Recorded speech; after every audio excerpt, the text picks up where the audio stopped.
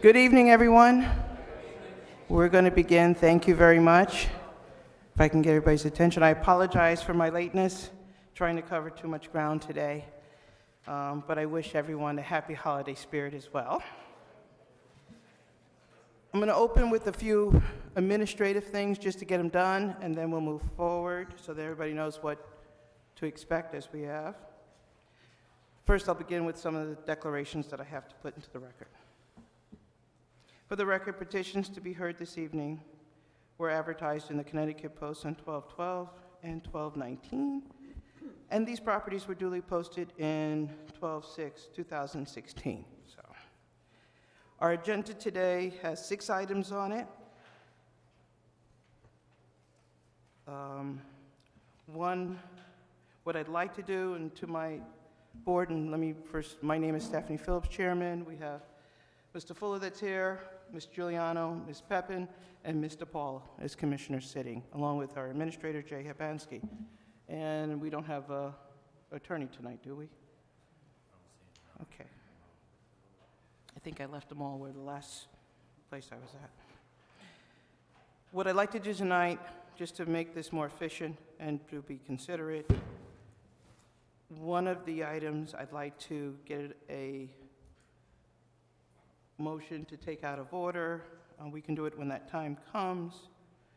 We have number 5, actually it's number 4, that I'd like to combine. So when we get to that point, I'll ask for a waiver to take things out of order. Other than that, thank you all for being here. Please, as best you can, keep your conversations and cheers or whatever down so that we can hear the applicants. We're going to begin this evening with number 1. Mr. Paul, do you want to read 2980 Main Street? Be happy to. Petition of Michael Koch seeking approval of location for the general repairer's license in CA District. Thank you. Is there anyone here that's representing Mr. Koch? I'm here. Would you like to come forward? And you're welcome to talk to the application. And state your name and address, please. Michael Koch, 2 Nettop Trail, Shelton, Connecticut. Welcome. Thank you. Thank you. Do you want to talk to your application? Tell us what it's about. I understand it's a general repair. You're taking over a new, you're taking over a previous repair shop. Do you want to talk to that? Sure. I've been working on cars for 20 plus years. I enjoy it, and I think it's my turn to be a job creator. Okay, anything else you want to add about what you're doing, or is it any changes? Or? I like to specialize in German cars. Okay. I work on everything. Okay, so that's a good plug. I'll open it up to the commissioners for questions. Any questions? Mr. Fuller? Just the rudimentary ones I have for this sort of petition. Mr. Coach, what are your hours of operation? Most likely 8 to 6. Is that 7 days a week, or is there any days you tend to be closed? Saturday, maybe by appointment. Okay. And it's my understanding that this was a general repair facility before this petition as well. So it's continuing on in the same sort of land use that it's currently in. Yes. Okay. Thank you. That's the only questions I have. Ms. Giuliano? Sure. You're going to do just basically all the same repairs that was there before and have the waste oil taken care of? And did you previously work there, you said? No, I did not. No? So you're just taking over that? It's going to be a new business. A new business? It's not like I'm taking over somebody else's clientele list. It's all going to be my clientele. So. Okay. That's all. No Ms. questions. No questions. Okay. Mr. Paul? Good evening. Good evening. You mentioned you were going to be a job creator. How many employees are you going to be hiring over there? Probably 2 to start within the first 6 months, and I'm hoping to have myself and 5 others within a year and a half. And how many vehicles do you think you'll have in process on a steady basis, on a good day, good week that you're looking to do? Per week? Yeah. Probably 30 cars a week. Okay. It's hard to say. Some cars are oil changes in and out. Some cars could be an engine that could be there for a week, week and a half, 2 weeks. So depending on parts availability. Okay, thank you. Sure. Any other questions? I don't have any questions to add. Thank you very much. Thank you. May I have a motion to table? So moved, Madam Chair. Mr. Fuller? Second. By Ms. Peppin? All in favor? Aye. Thank you very much. The second application, Ms. Peppin, would you like to read 280 Ferry Boulevard? 280 Ferry Boulevard, petition of Ballius South LLC, seeking an approval of location for a used car dealer license in a CA district.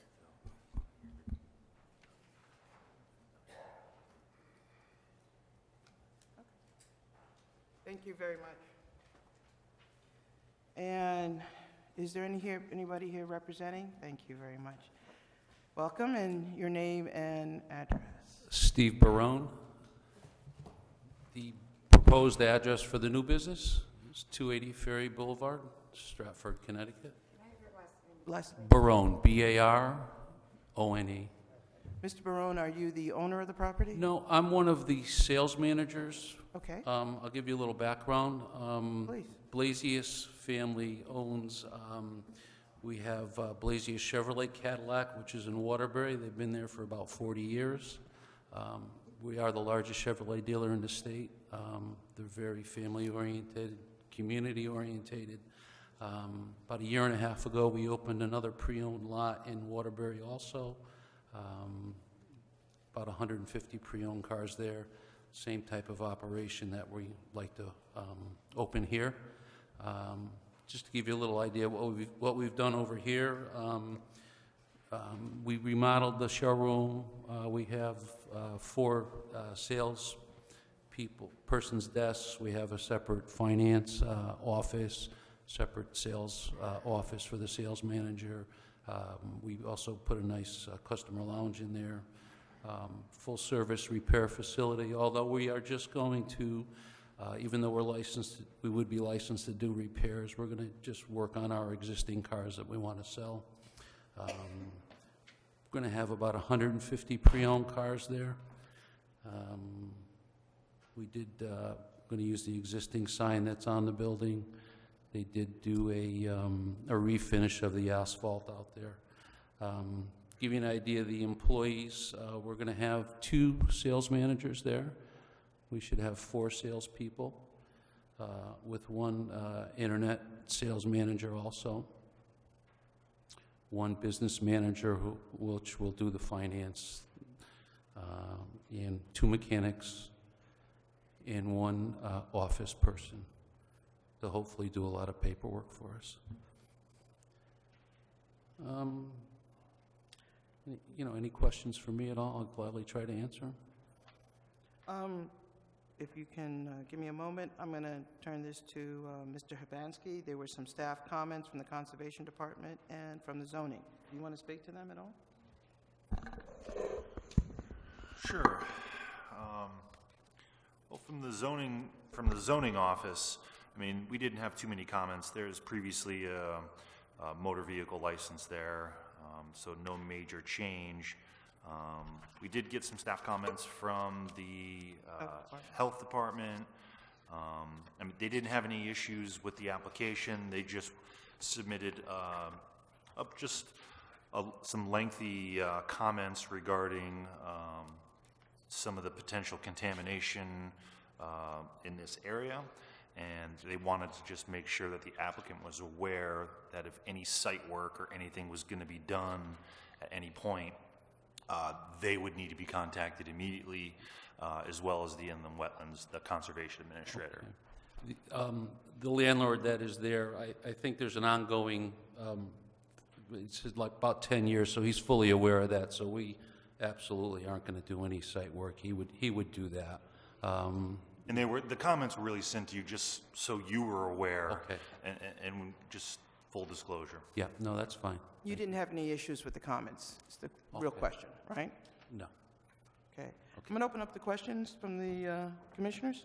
Mr. Giuliano? Yeah, I have one, and back and forth here. You said you were going to do some resurfacing of the asphalt? No, what they did was they just did, in the front of the dealership, you know how they just seal? Oh, okay. Yeah, they did. I thought you were going to go through because No, that would that was, go with the super site, and that would be No. a nightmare. no, not at all. Okay, yeah, just the ceiling. Yeah, you're they gonna already, go, yeah, okay, just right in yeah. front, just, Okay, no, that was all. I Yep. didn't get that part clearly. Thank you. Okay. Thank you. yep. Mr. Paul? Stephen, I just wanted to know, with the hours of operations and number of days a week you are going to be open over there? It's going to be 6 days a week. We're going to be there Monday through Thursday, 8 to 7, 8 to 6 on Friday, and 8 to 5 on Saturday. We'll be closed on Sundays. Okay. And one question that's for probably Jay as well as Stephen. You mentioned the contamination that's over there. Down the road, there might be some effort to remove it by the state or how that works. And that could impact your business, and it could impact the flow of potential customers over there. So that might be one of the reasons why we want you to know that. Will there be any request for any kind of benefits from the town because of that disruption in your business? I'll be honest with you, I don't know if you're familiar with Waterbury at all. They're doing Slightly. the Mix Master, so we're in the midst of that whole construction project that's going to be going on for about another 5 years, and they've basically, you know, we've had to reroute and work around it, and we would do the same there. Okay. You So know, you're we're experiencing flexible. workarounds. That's Yes, good to know. yes. Okay, thank you. Okay. Ms. Peppin, any comment? No comment. Good. Mr. Fuller, any comment? No, Commissioner Paul asked, that's my main one. I don't have any additional comments Okay, as well. Thank you very much. thank you very much. May I have a motion to table? I'll make the motion. Second. Second by Ms. Giuliano. All in favor? Aye. Aye. Chair votes yes. It's unanimous. Thank you very much. Okay. Now, since he's here, I'm going to do this, and then I'm going to ask this. Okay.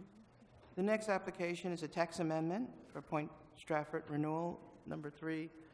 Mr. Giuliano, you want to grace us and read that one? Absolutely.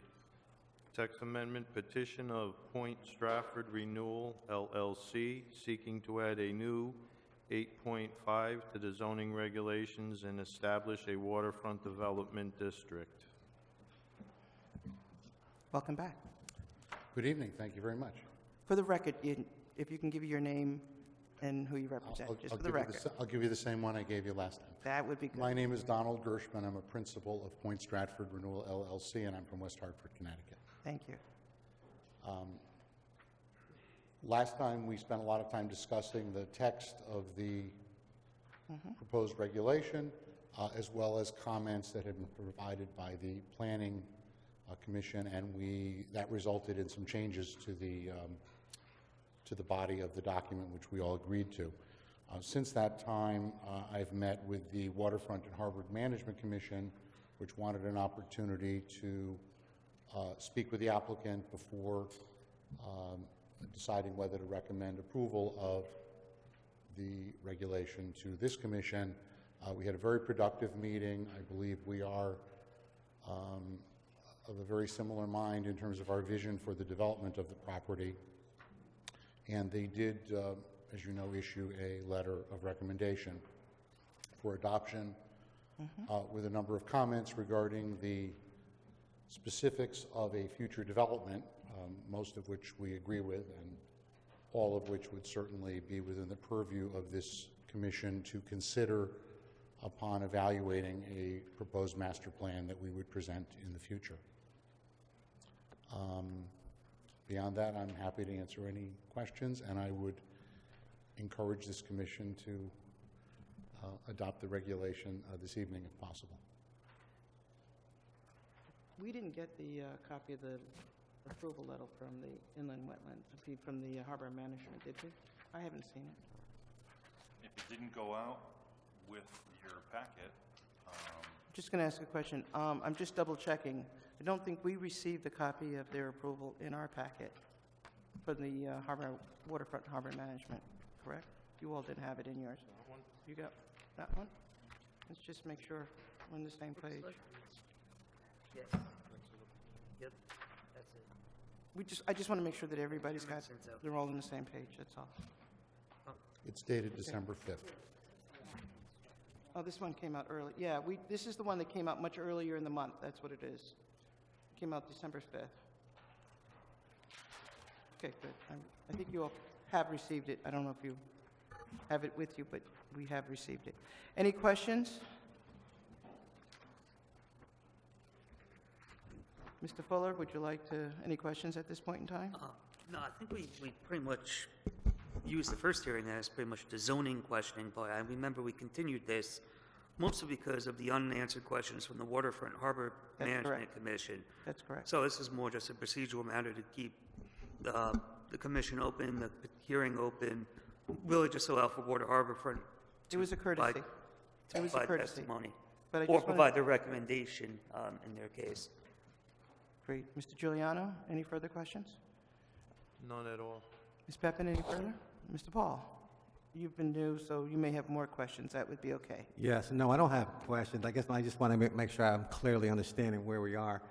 This is a proposal to seek a zoning regulation change to move forward with establishing a waterfront development, but this is a large-scale project that we're all very interested in seeing go to fruition on a successful basis. So we're not, there's a lot more, I think, hearings we're going to be going through. This is just a formality to get it districted the right way so we can move forward with the right districting and the right type of mix that we're trying to put over there. So I'm good with it. I just want to make sure if I'm saying something wrong, if my understanding is off base, let me know. But I think I did. No, but I did forget to begin with asking you to just put on the record that you have witnessed the recordings for this meeting and this particular property, and you have read and reviewed them and are brought up to date. Yes, I have. Thank you. Did my homework. Thank you. You got a couple more. With that, may I have a motion to table? So moved. Moved by Mr. Fuller, second by Second. Mr. Paul. All in favor? Aye. Aye. Chair votes yes, unanimous.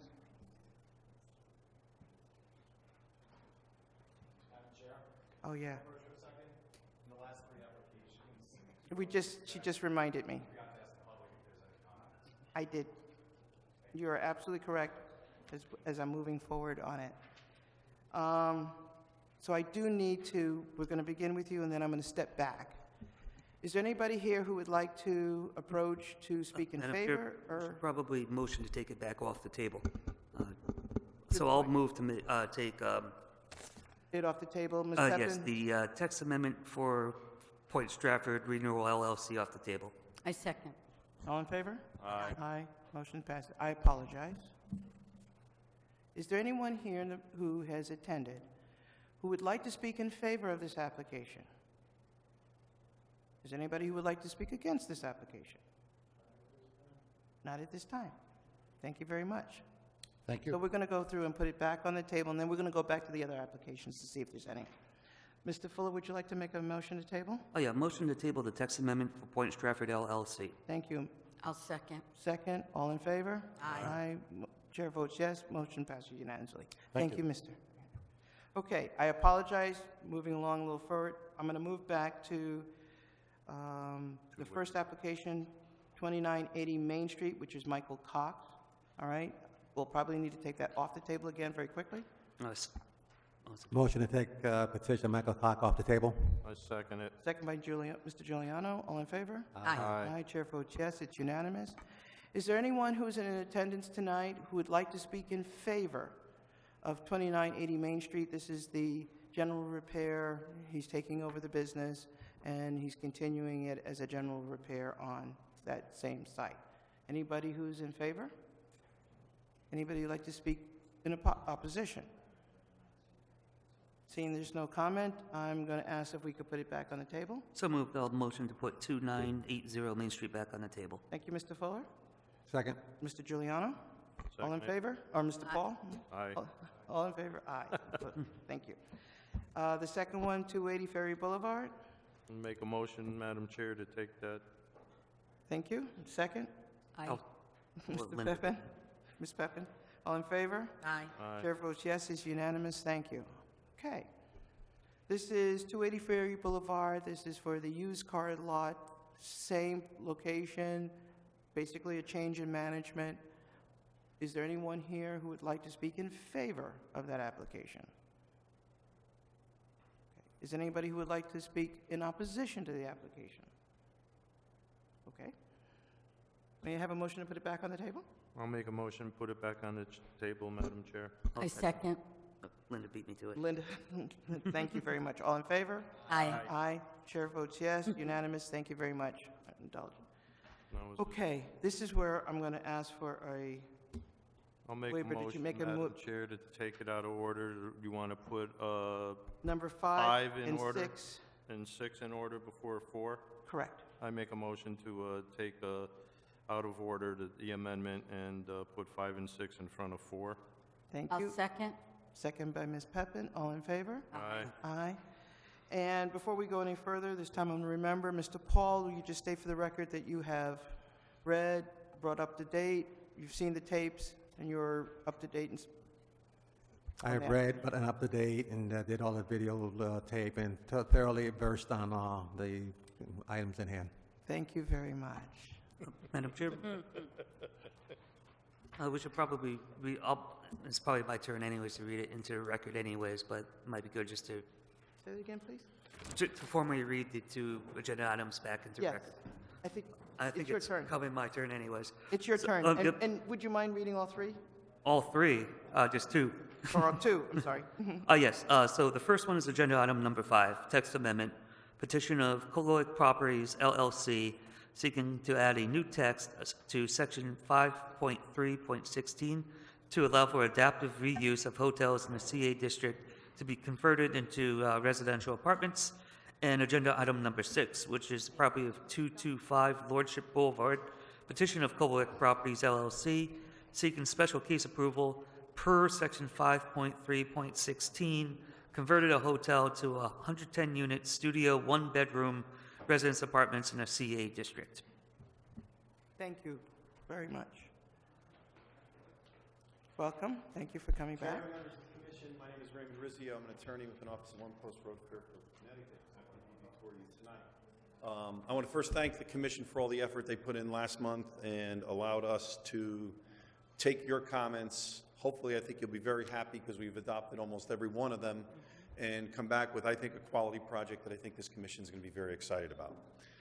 I think let's start with the text amendment. Text amendment was an issue that, and I think we basically revised our project to address the commission's comments, and in doing that, I think we'll then end up with an application and a text amendment that hopefully you pass that will be consistent with what your planning commission has recommended. Your planning commission has recommended approval of this application, I think, along with Mr. Havansky, and it basically says the amendment to the text should read, in the event adaptive reuse of existing hotel buildings located in a CA district, the use of said buildings may be converted into residence apartments, and the preceding section 5.35 and 5.38 shall not apply provided the number of dwelling units proposed does not exceed 2/3 of the number of hotel rooms which exist at the time of the application for adaptive reuse.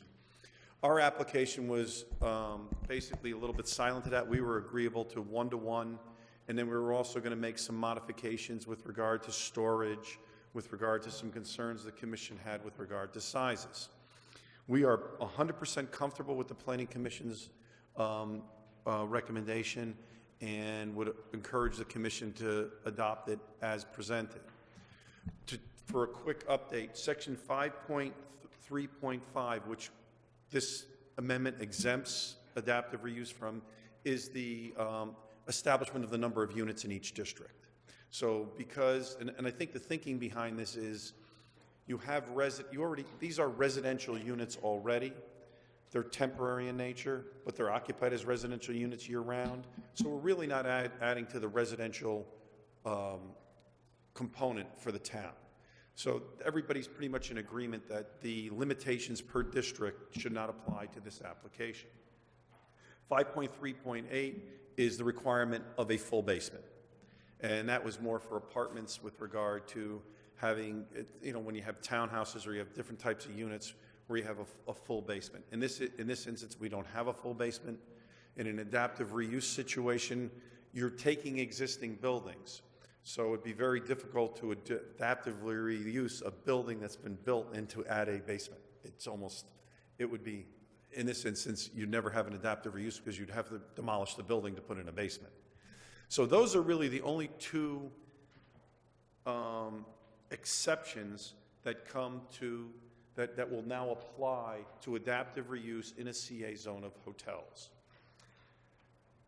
The restriction of down to 2/3 we are very comfortable with, and I think the commission will be happy because what we did is we've gone down, believe it or not, down to less than half. And the reason we've done that is the commission specifically addressed that they were concerned that the smallness of certain studios and efficiencies would affect the quality of the tenants that would be attracted. What we have done is combined our units so that we all now have 1 bedrooms that are around almost 700 square feet, and we have 2 bedrooms that are 1,033 square feet. That's the reason why the text amendment was due. And I think the text amendment, what I like about the text amendment is it basically will where hotel rooms by their nature are smaller. They don't contain storage. It allows people to reconfigure these hotels, lessening the amount of rooms, but adding size and space to the occupiable space. And as you'll see when we go through the presentation on a special case, that's exactly what we did. And I think this commission is going to be very happy with the product that has turned out. So that's really the text amendment. Please approve it the way your planning commission requests, the way Jay Hibansky's reviewed it. I think it's also been reviewed by all the regional programs, and they've all suggested approval of this application. So we are very comfortable with the reduction in rooms. That's pretty much my presentation. If everyone's heard it, Commissioner Paul, if you need me to, I feel sorry if you had to watch the tape. I apologize. Okay, all right. So if you want, I'll move forward with the special case and not starting from day one because you all know where it is. But I think if I can highlight the improvements, it'll quicken the night. It'll make everybody else, allow you to continue on with your meeting. And I think you'll be happy with the product because we're really happy. I think just the way you presented it, even though we will have to vote on it separately, it would probably help crystallize it if you then move forward with your special case. Thank you very much. So, this property, as you know, was the old Lordship Hotel. It has a commercial component in front, which used to be a conference room. We do not know exactly what we're going to do with that parcel yet. We are marketing it for different commercial uses. Any change in use will, of course, be back into you and under your control. This portion of the adaptive reuse space, the whole residential component, which is this rear of the property, and turns this from occupiable rooms into a very, what we could believe, first-class apartment building that will have granite countertops, stainless steel appliances. The rooms will all be combined. So basically what we've done, and we've added green space. We've basically turned almost double the amount of landscaping on the site. We've added open areas for which the open space requirement that we can satisfy, which brings us over 10%. Mr. Rizzio? A lounge area. I'm going to ask just a favor. I don't know if the people in the back can hear you. Okay. So if there's any way that we can pull that mic with you, certainly. You know what? I want you to see those, so. And we need it for recording. Oh, maybe you can use this one here. Does that move? That's okay. I think we're good. Okay. I won't wander too much. Well, it allows people in the back to hear, and it's also part of the recording. Yeah, I'm Italian, and talking with my hands, I don't do. You do very well, but this will help. This will help you. So, here's what we did. We basically listened to what you said. We understood the concern, even though there are smaller type units in town. And what we did was we turned these into really nice size 1-bedroom units and 2-bedroom units. We have now reduced the count. There were 149 hotel rooms. We are now going down to 69 residential units. all doing that within the confines of the building by reconfiguring the walls, adding spaces, reducing units, and I think you'll be very happy. So this is the building, you all know what it is. This is our landscape plan. I'll get to the outside and the improvements because I think you'll be very happy when you look at the renderings. But how the heck did you achieve this accomplishment of taking 149 rooms, have it make sense, and turn it into nice apartments? What we did was we basically combined the rooms so that each of the rooms are 700 square feet. So you now have a nice, instead of having a efficiency type situation where you have your bedroom, your living area, your cooking area in the same area, we have now taken, for example, would have been one of the hotel rooms, and that remains just an entire bedroom with a bath, a nice sized closet, so we have our storage, and then have a living area, and a second room through combination provides a cooking area, a living area, all separate quartered, all separately walled. We have our one entrance into the unit, and that gives us the ability to add that storage space you were designing. This is the first floor. First floor has 7 one-bedrooms, 2 two-bedrooms. The 2 bedrooms, what basically does is you took 3 units, you kind of basically have bedrooms on either side and a living area on the other side. So in other words, you took 3 hotel rooms, you have the living area in the middle, which used to be the old efficiency, and now you have 2 bedrooms flanking it on either side. So you add those units get up to be about a little about 1,000 square feet. So this is the floor plan for the first floor. On that first floor, there'll be a fitness center, and then there'll be all this storage area, because we got as much storage area as we could in each unit, and then there'll be dedicated lockers for each of the units to get them up above the 10%. So each of the units exceeds 10%, which is a requirement in your zoning regulations. So therefore, if you look at the floor plans, it's a considerable improvement, much more space, and when I give you so the Commission's concerned about markets, I'll show you how we compare up marketable rents. I think you're going to have no concern with the quality of the tenants that you're going to see in this location. So the fitness center, each of the floors will have a separate laundry area, and each of the floors will have this will have its storage area. So this is the first floor. Floors 2 through 6 will have, basically 2 bedrooms, two bedrooms, and the balance of the units will be 1 bedrooms. So we'll end up with 12 2-bedroom units, 57 1-bedroom units. And as I said, you'll have laundry, you'll have elevators, you'll have, as I said, on-floor laundry, and then you'll have storage spaces. You can see there's good-sized walk-in closets in each of the units. So that is our floor area. We have going from 149 rooms down to 69 1- and 2-bedroom units.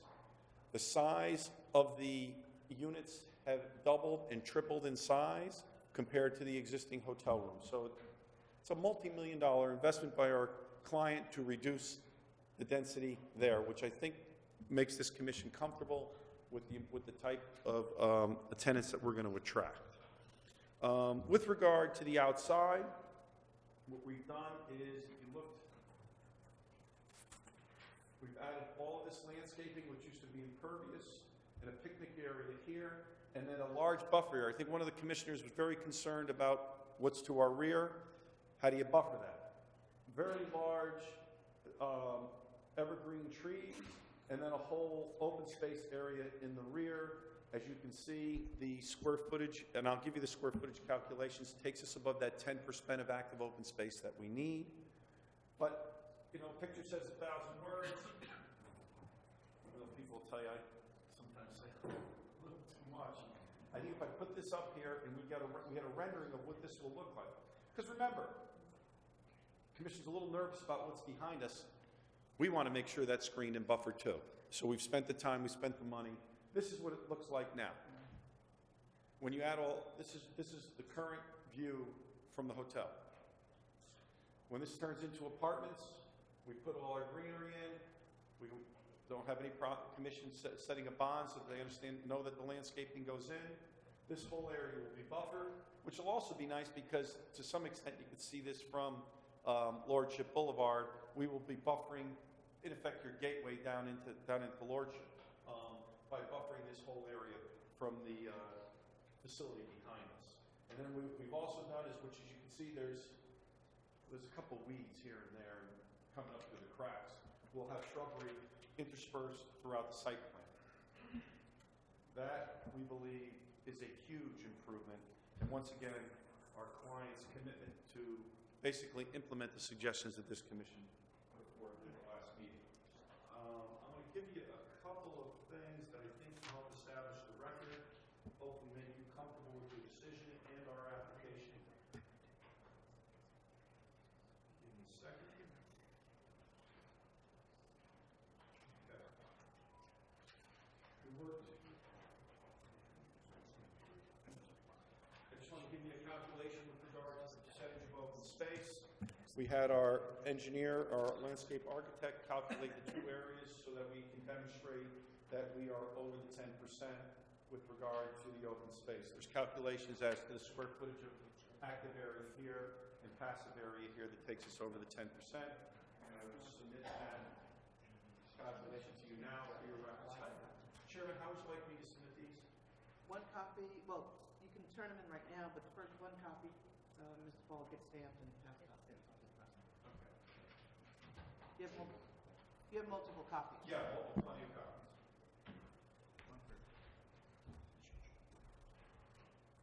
Next, what we did was, a couple of commissioners, if I can remember, were concerned, size, how the size of the units, the old units match up.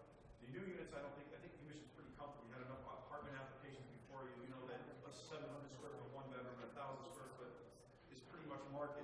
But what we did is we took a look at some of the recent apartment buildings in town, gave you a look at what the average rents are, average sizes are, and how it compares to our application. So I'd like to submit that to the commission, which is basically a Stratford apartment building comparison. As you know, you have the Avalon project. Their one bedrooms are about 792 square feet. They lease from somewhere between $1,685 and $2,000 a month. The two bedrooms there are 1,020 square feet to 1,900 square feet, and are 2,200 square feet, $2,200 a month. Shakespeare Arms, which is out on Sherwood Place, has been updated, but there's no availability there. Their one bedrooms are 800 square feet at $1,175 a month, and their two bedrooms are 1,100 square feet. The new project, which has been very successful for Forest City, down at 1111 Stratford Ave, has studios that are 540 square feet to 565 square feet that, believe it or not, lease for about $1,300 a month. And their one bedrooms are 750, comparable with ours, leased for about $1,425 to $1,570, and the two bedrooms are 1,155, 100 square feet to 1,800 square feet, and list for over $2,000 a month. We put ours at the bottom, which is Lordship Apartments, and you'll see that the one bedrooms are $694, and they'll range from $1,400 to $1,500 a month. The two bedrooms, which are 1,033 square feet, will run from between $1,625 to $1,750 a month. Huge upgrade to the area. No increase in density. We're reducing and we're also what's very, I think, important to this commission is the major upgrade. This building's, in some instances, partially falling down.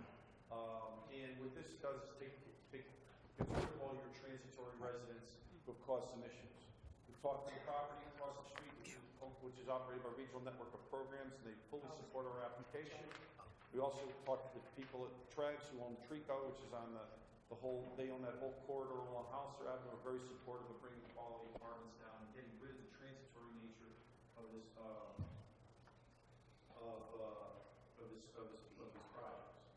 The other thing that I want to address is, once again, I think you have these in your record, so I don't have to give it to you.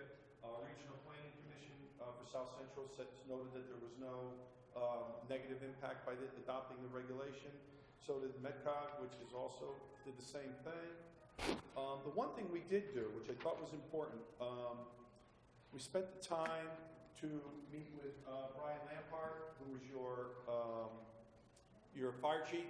He's written a letter saying that we've addressed all his concerns with regard to storage, and that he would work with us on anything going forward. Engineering department had no concerns at all. And what else? We have another letter, which I think should be in your records from Town of Stratford, from Economic Development, fully supporting the project. So that's, do you want the, I think you have the Brian Lamport letter, do you want copies of that? No, we have that. And we received the other one today from the Economic Development. All in all, we might not be the smartest, but we listen. And you expressed your concerns. I hope we addressed each and every one of them. I'd like that, if the commissioners would like me to highlight other parts of the application. I know we spent it, the tireless efforts we went through last month and got us to where we are this month, and I hope I tried to highlight those versus starting all over with the application. Commissioner Paul, if there's anything that you think you missed out last month that I can elaborate on, I'd be happy to do it. I know you've got a long agenda tonight, and I appreciate you setting this special meeting. And I'd be happy because we really want to get going on this project. The project is blighted, and the sooner we get a building permit, the sooner you can have a total restoration of this site. So I'd be happy to answer any questions. Our principal's here, our architect's here, and happy to go at it. Let me turn it over to questions to the commissioners. Ms. Peppin? I have one question, and I know I had this in my head at some point, but how long has that property been vacant, approximately? Vacant, it's been, Or- the front part's probably been vacant for, in and out, it's hard. It's been in disrepair for a long time. The people operated as a hotel almost up to a month or two ago, until our client closed on the property. Okay. And now it's been secured, shut down, and we're doing demo and trying to clean this thing up. In fact, we had a problem where one of the roofs almost collapsed the other day, so the sooner we can get going on this, the better. Okay. Mr. Giuliano? Sure. Attorney Rizzio, I just want to, more of a compliment to comment on a compliment for you on this. You made this thing a lot more palatable from previous application. I really want to commend you on that. Thank you. So much better. There's room, the greens, you did really good. I just have one thing. You have other pictures there, and you don't want to put them up? Oh, no, I just, Is that, basically, I saw, is just that, other renderings of what this was. No. Sorry. yeah, I had them down here, I didn't really see that. We're not really sure what's gonna go on here, but it will be in keeping with the money and the investment that's gonna be done with the residential community. very nice. I just want to compliment you on, you Thank did you. really good. Thank you. Thank you. Mr. Fuller? Yes, thank you, Madam Chair. Also, Mr. Rizzio, thank you for, and you and your client, to heed not just zoning commission concerns, but planning commission and other agencies as well. First, I was the one who raised the big issue about the transfer station being your neighbor, so I was very, very happy to see a buffer going in there. And I used to work out in Arboretum, so I was very pleased to hear that would be evergreens and conifers. That's a year-round green tree that will help this. My first question with the tree buffer is how large are the trees coming in once you put them into the ground? Like, what's their starting height? I know they usually grow pretty sizably each year. The arbor, when we get it from the plan, they're on the plan, it'll be built up, and there's a whole planting plan that was submitted, and they'll be,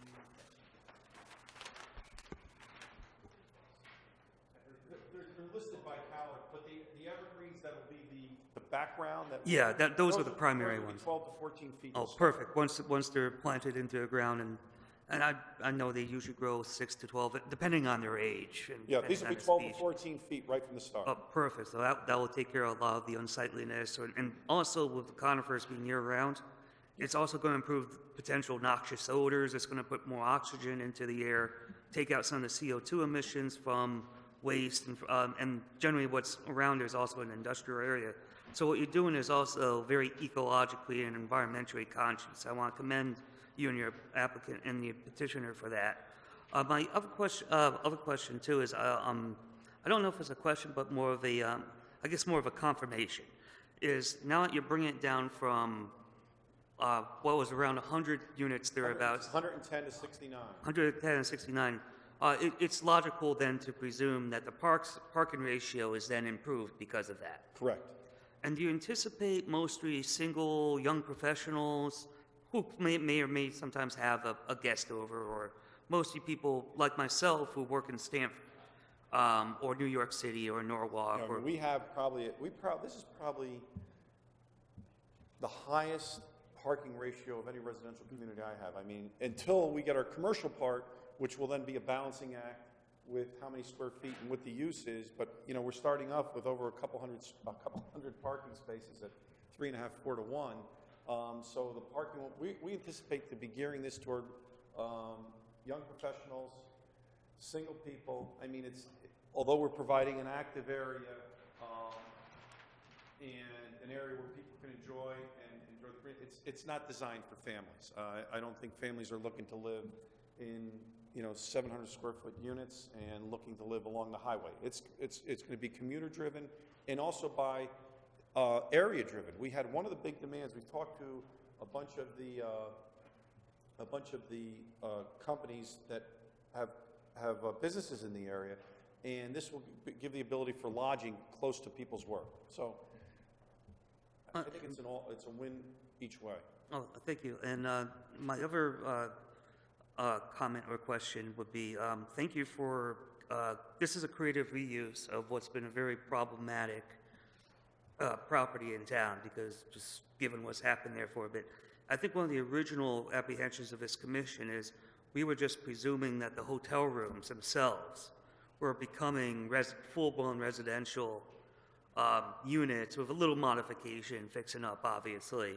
But that was kind of the fear I had, was all of a sudden you have the transfer station right there without a buffer, but also you have this hotel, and you really just turn temporary domiciles into long-term residences. But seeing 2 rooms and 3 rooms becoming molded into one, that's better quality housing. And then my final observation is that this isn't in a residential area of capes and ranches, so it's not so much an encroachment upon an existing RS1 or an RS4 zone. This is right with Lordship Boulevard right there, catering to a commuter crowd, to a road that could handle commuter traffic. Correct. And you have exit 30 and 31 right around the corner. Thank you very much. Oh, one of the things that is, I want to thank the commission on it. It's sometimes painful to go through the exercise because you want what you want and you want what you first thought of. But I think what we give up in density, we will get in generating revenue by bringing in higher quality units. And I appreciate it. And that's something that the commission is really starting to take a focus on as well, is to look at not so much quantity of housing, but quality of housing.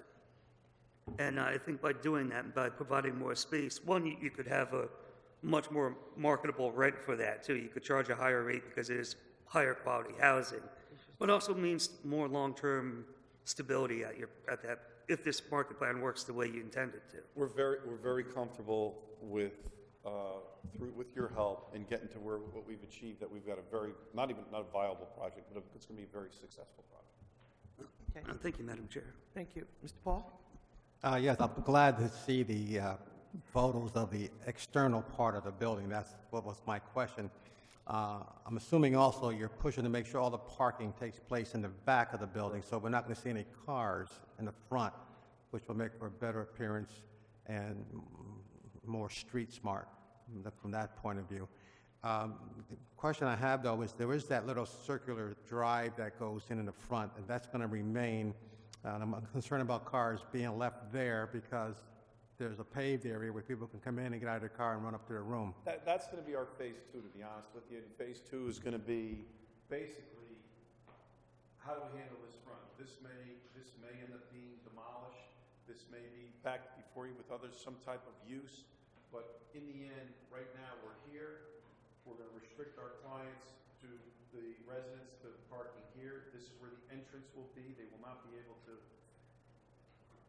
The reason it wouldn't make any sense to park up here is we have such an abundance of parking that you will put yourself so far from your unit that you'll have nothing to, there's nothing to gain. There's no shortcut. There's no way in the building.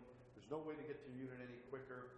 And there's no way that you're going to be blocked out from a convenient spot, because with 69 units here, a main entrance here, and then a couple hundred parking spaces so much closer than this, I don't think it's going to be a concern at all. We're going to try and limit that, try and clean up that front, and then we're looking to attract a great commercial tenants so that we don't have any commitment yet, but we've got a ton of interest that will interact and create a great mixed-use project on your entrance into Lordship. Right. And I also, I like the way you did the shrubbery in the parking lot, but didn't it seem like there was any kind of curbs or sidewalk from the car? So you're just putting shrubs in the middle of a paved parking lot? There's not going to be any curbs or anything that will be islands of curbs or anything like that? Like that would be more enhancing? What happens is you can't see them, but they're boxed. They'll be in landscape boxes. So those are not parking spaces. It's hard to do it in a, if you look, the shrubbery is not within a parking space. It takes up a park. It provides a break and has its own, in effect, enclosure. So that this will not be part of a parking space. It will be its own little landscaped area. All right. It won't just run into the parking. Yeah, there were some nice photos in our planning document. You might want to just take a look at what they suggested for that kind of parking lot with shrubberies and how they made that look really nice with the facade they used. Just to give you some insight as to what it could be. Also wanted to look at the good news is that the vision that we have for that Lordship Boulevard is nice commercial corporate park. So we bring the people in the workforce before the business, kind of chew before the horse, but that'll be attractive for businesses knowing that there is a workforce close by that would love to have a job that close to their units. The whole world is moving closer to activity, Right. closer to transportation. Right. And if you look at any of the studies, I'm sure Jay will tell you, nationwide, I mean, we're seeing it all in Fairfield County. What used to be everybody wanted to live on 3 acres up in the woods, as families have, kids that have got 18 different activities, nobody has time to cut the lawn. Everybody wants to be closer to the action, and we think this is something that'll be a real amenity for that area. Right. Especially with all the businesses there. Yeah, and my final comment, which is more of a concern on the conversion of a hotel to apartments.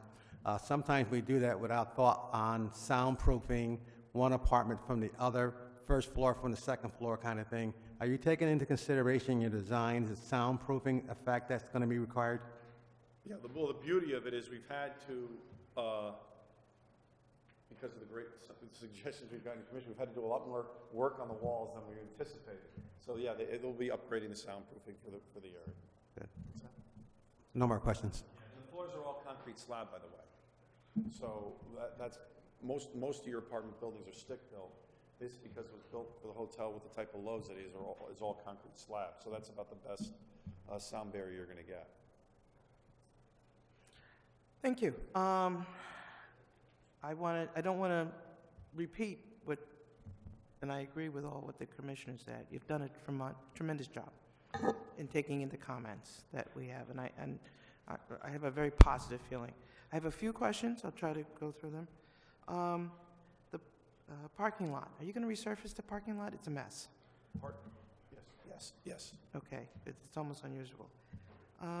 I think I saw in the plans low-level light, so we're not going to add to light pollution. Correct. Is that correct? We'll be dark sky compliant. Okay. What are we going to do about the trucks that seem to park there in the back there? Are you going to end that practice of trucks parking in the back? Remember, I see the look. It's been the Wild West down there for a while. We've taken control of the site, and no, we will not. We will prohibit truck parking there. We're not looking to be in the truck depot business. It runs contrary to the vision. It appears. I just wanted to make sure. I assume the building is going to be secured in some way. Yes. Not gated. No, but they'll be to get in and out. It'll be all by fob. Okay. Right. Snow removal. I assume that the property management will take care of the snow removal. Have you included that into your design as to where you want to put the snow? I know you have a lot of green, but has there been any thought as to where you're going to put that snow? We have areas back here for storage and shelf storage. We have shelf storage back here, and then you may have stuff up back against some of the other on the other side of parking spaces, because it is all a flat grade basically. Has any of the other commissions, mostly being inland wetlands or the conservation, administrator talk or mention any concerns about water accumulation, runoff, impervious? None at all. In fact, there's a letter from engineering that says there were no concerns. Okay. I have no other questions. Thank you. Yes, Mr. Madam Chair, just one more question. I'm assuming the fire marshal went through, I'm concerned about the fire escape procedures, and has our fire marshal signed off on your exit plans for fire and how you handle that? We made sure the fire marshal had all the details. It might be in your package. If it's not in your package, here's a letter from the fire marshal. It says he's comfortable with the improvements in the plans. He said he'll work with the owners at the appropriate time. You may want to adjust a little bit on some of the curbing, but he can do that at an appropriate time. So we worked very closely with the fire marshal to make sure that he was comfortable, because of course, one of the biggest issues when you go is always the health and safety when you're talking about residents in a multiple level project. Mr. Bansky and I were both noting from the beginning that your letter said 74, and we've been back and forth. You've actually said It is it's 69 now. What happened was, originally,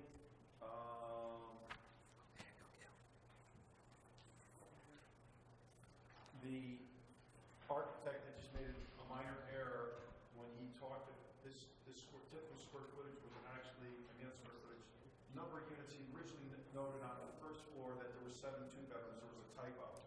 So it actually was only 2, so that's the difference in the 5. Okay. There was a typo by the architect, but it is 69. We'll make it clear for 69, and we're only requesting approval for 69. Very good. Thank you. If there's no more Mr. Fuller? It's not so much a question for the petitioner, but just fire marshal questions that's brought up. Just more for just public information. Even after zoning, I know that for the whole building permitting process, there's a pretty lengthy fire marshal review as well. Yes, there is. I was wondering if administrator basically just put brief comment, just kind of the general process of that. Sure. Prior to applying for a building permit, on that actual building permit itself, there's a checklist of all the other departments that will have to sign off preliminarily or prior to the building official even taking a look at the application. One of them is planning and zoning, fire marshal, tax assessor, health department, and there might be more. Usually I'm usually just looking for the planning and zoning, but that's basically a mechanism in place to make sure that all the departments that are involved in a review have looked at it and approved it prior to the building official. Mm-hmm. Public safety, that was the last one. Yep. So there is a process that we don't have to reconfirm. It is part of the process. I mean, if it satisfies you, that's fine, but it is part of the process that they can't get a permit unless they meet those requirements. If there's no more questions, may I ask for a motion to table? I'm sorry, can't do that. I know, did that almost, ready to go. Is there anyone who would like to speak in favor of this application?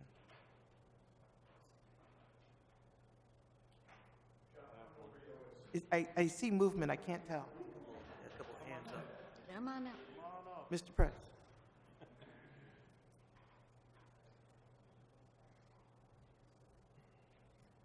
Good evening, Madam Chair, Zoning Commissioners. I am Prez Palmer, 44 Curtis Place, Stratford, Connecticut.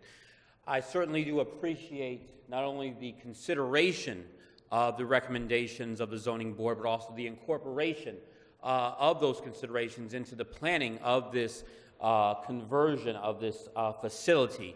And I believe that although we will lose a hotel that could accommodate certain individuals here for the town of Stratford, that it actually does help in the best interest of the town of Stratford.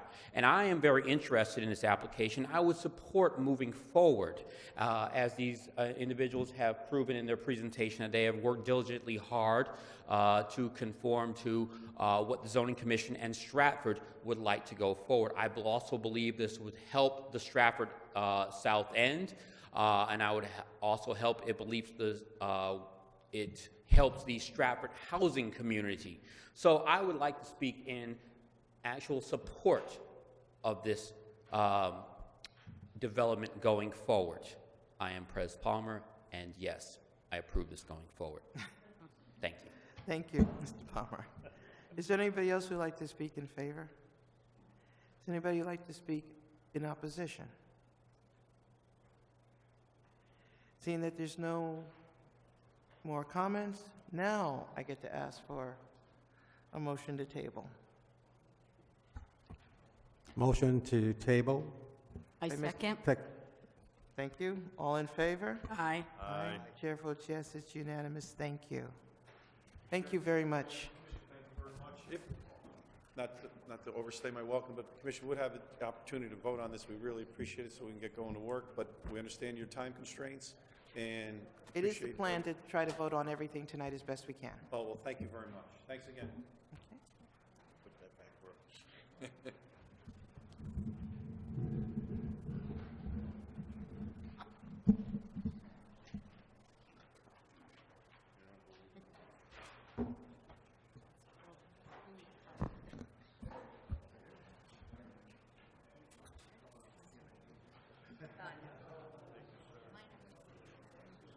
Oh, thanks, Barry.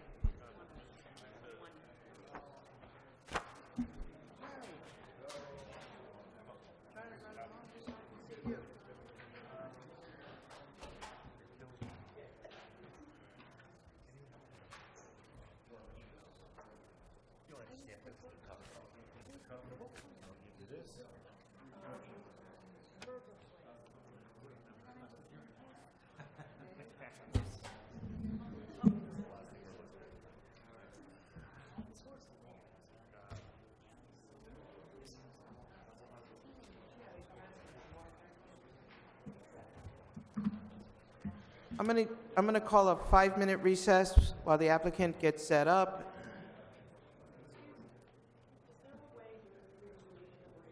You can certainly come back over to the side.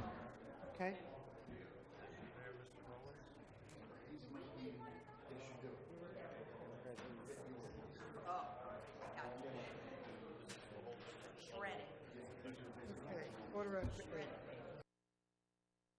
To get going, we're resuming from recess at 8:28. Thank you, everyone. If we could just have a little quiet, thank you.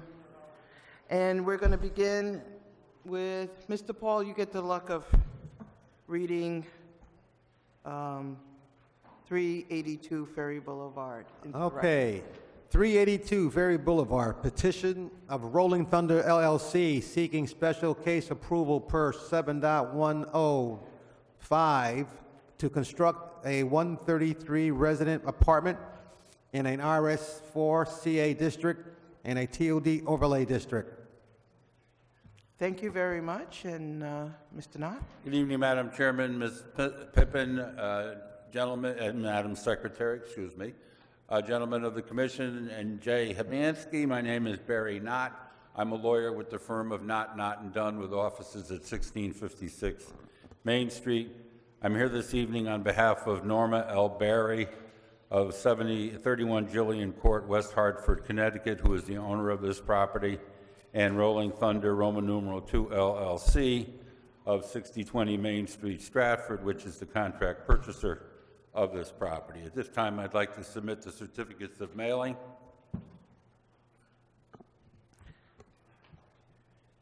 And make reference to a folder of exhibits that I have handed to each of you, to which I'll be making reference during the course of my presentation. The first 7 of which are photographs of the site, which is the subject of this application. Photo 1 is a view from the corner of Ferry Boulevard and Willow Avenue. You can see the old Quonset hut that's there. Exhibit 2 is another view of the premises, the open space area taken from Ferry Boulevard. Exhibit 3 is a view of the gas station convenience store across Willow Street at the corner of Ferry Boulevard, directly adjacent to this property. Exhibit 4 is another view of Ferry Boulevard taken from the property. Across Ferry Boulevard, you can see South Sea Construction Company there. Exhibit 5 is the view of Shock's Auto Body. This is also located immediately across the street from this property. Exhibit 6 is a view of the house and Par Pools building to the northeast along Ferry Boulevard, which is located next to the subject premises. I understand that the Par Pools building has recently been acquired by someone out of foreclosure, and that there's some commercial activity going on there that may or may not be suitable under our zoning regulations, but that's beside the point.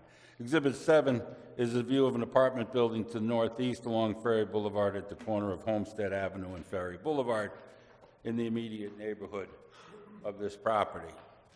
Exhibit 8 is a copy of the assessor's map for this particular neighborhood, upon which I've highlighted in yellow the site that is the subject of this application. This site consists of slightly less than 2.5 acres. Now, the premises is located, as I indicated, at the corner of Ferry Boulevard and Willow Avenue, also known as Willow Street. It's an L-shaped parcel consisting of 108,388 square feet, or 2.49 acres. It has 272.19 feet of frontage on Ferry Boulevard, 242.81 feet of frontage on Willow Avenue.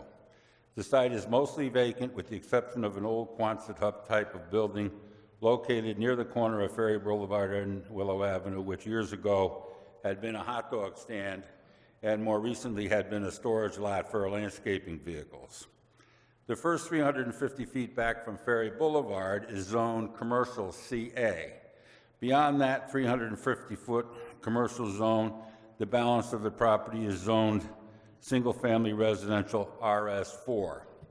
This is the same property for which this commission had approved on April 28, 2015, a 13,750 square foot mixed-use building for use by AAA Northeast as offices for AAA staff, a dispatch and operations center for its truck fleet, as well as service bays and a training bay for AAA vehicle service, and a warehouse area for spare parts, tires, and batteries.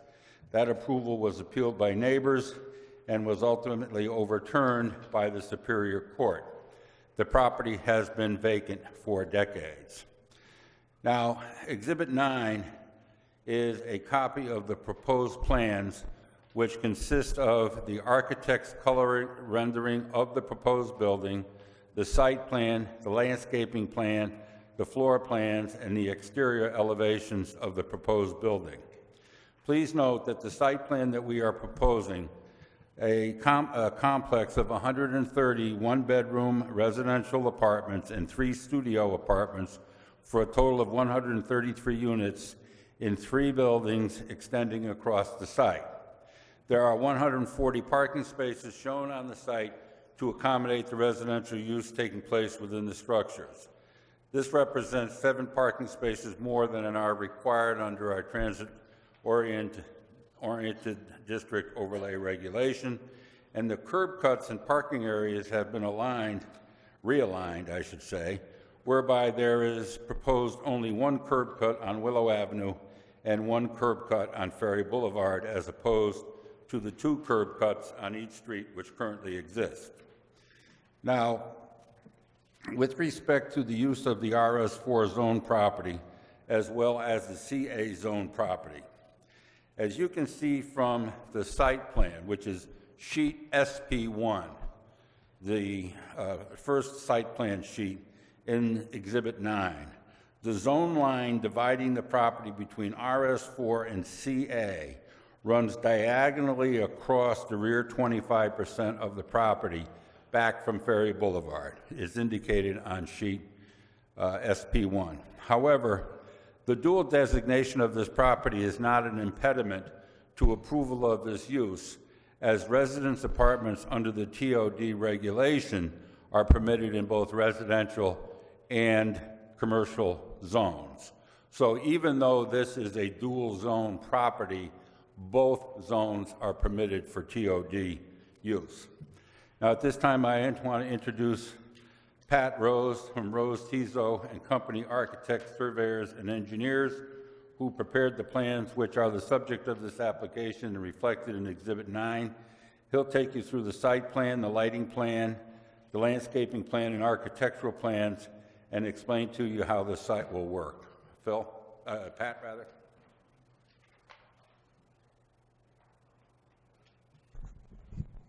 Good evening. My name is Patrick Rose from Rose Tizo and Company. I'm a licensed architect in the state of Connecticut, and would like to walk you through the site plan and the building plans just so we can familiarize ourselves with what we are proposing on this 2.48 acre site.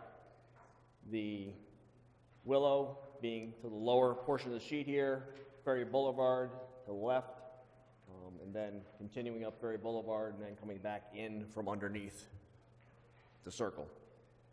What we've done is to locate 3 buildings on the site. One, which is on the corner of Willow and Ferry, which responds to the TOD nature of the zone, in as much as that we are creating entrance off of that corner, crossing to East Broadway, that can bring you to the train station as a pedestrian. We've also got 2 other buildings, one to the north and one to the eastern side, which are buildings that are 3 stories with parking below. The building along Ferry Boulevard is a 4-story building with no parking underneath it at all. It's 4 stories of residential units currently proposed. There are 55 units proposed in Building A, which is on Ferry Boulevard, 42 units proposed in Building B, and 36 units proposed in Building C. The breakdown of the units are, there are 130 one-bedroom units and 3 studios. The one-bedroom units range from 610 to 860 square feet, and the 3 studios are 375 square feet. So there's a range of sizes of those one-bedroom units. We have met the regulations associated with density for the site in the TOD district, in as much as that the way they measure density in TOD is 50 bedrooms per 40,000 square feet. Based on the 108,388 square feet, we are allowed 135 bedrooms. We're proposing 133. As far as the coverage allowed in the TOD is 40%. We're at 33.18. Impervious surface, we're allowed 85%. We're at 71.3. And the open space allowance is at 15%, and we are at 28.6. So we meet all of those regulations associated with coverage and impervious. Setbacks associated with the site is 10 foot off of the streets, 10 foot off of the side, and 25 foot off of the rear. We comply with all of those setbacks that are proposed. We have 140 parking spaces proposed, both under the buildings and on grade, for the 133 units. Also on the site, we have included amenities in as much as there's a picnic area in this location to the north between buildings A and B. There's a fire pit location in this more centralized location between the 3 buildings. There's a green space here between buildings B and C. And we have also included, as part of the health department's recommendation, there are 4 dumpster enclosures included on the site, which can handle the yardage size that they requested, 1 in each of those dumpster enclosures, and also can handle the 10 recycling single stream bins that are also required by the health department. Actually, have room for 12 for those. We have also provided along Ferry Boulevard, there's at the corner of Willow and Ferry, there's a concrete sidewalk area with some benches in the corner which relate to that entrance off of that corner into the Building A, and then there are benches along Ferry Boulevard and landscaping, street trees and shrubbery along Ferry Boulevard. Just to digress for a second, I'll show you the rendering of Building A that we are showing the landscaping along Ferry. There are benches along here. What we've done with the building, with this building, is to mimic that the first floor would be retail by changing the windows, putting an awning. It looks like it may be a retail development, but those are residential units behind the glass. So if something changed in the future, it could be easily adapted to that.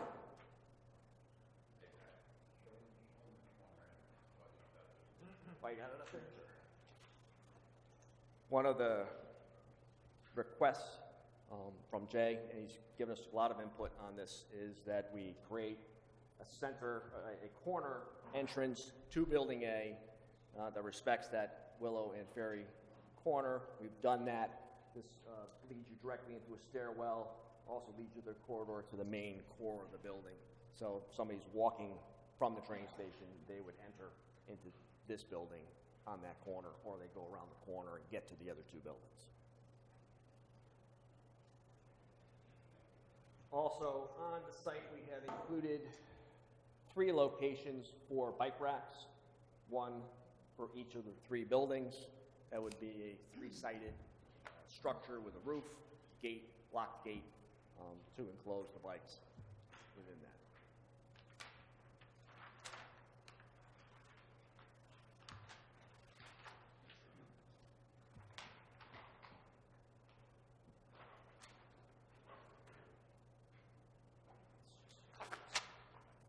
Landscaping, we have provided street trees along Ferry and Willow, and around the perimeter on the 3 sides between buildings B and C, we have white pines, and we have other coniferous trees, you can never say that, coniferous trees, evergreens on the perimeter. We also have a 6-foot high fence that wraps that area all the way around. Drops down in this location to only 4 foot high. You're limited by, if you're 25 foot back from the street, it has to be 4 foot for site visibility, obviously. The lighting plan, what we've done is used a 16-foot high light fixture, LED light fixture, with full cutoffs, outside shields, so that we are, based on this, we are showing that all of the neighbor properties, that we are not spilling any light onto those neighbor properties. The only place where we actually are spilling a little bit of light is out at our entrance on Ferry and out at our entrance on Willow. So we've got the entrance on Willow, the entrance on Ferry. But everywhere else around here, as you hit the property line, you're going down to 0.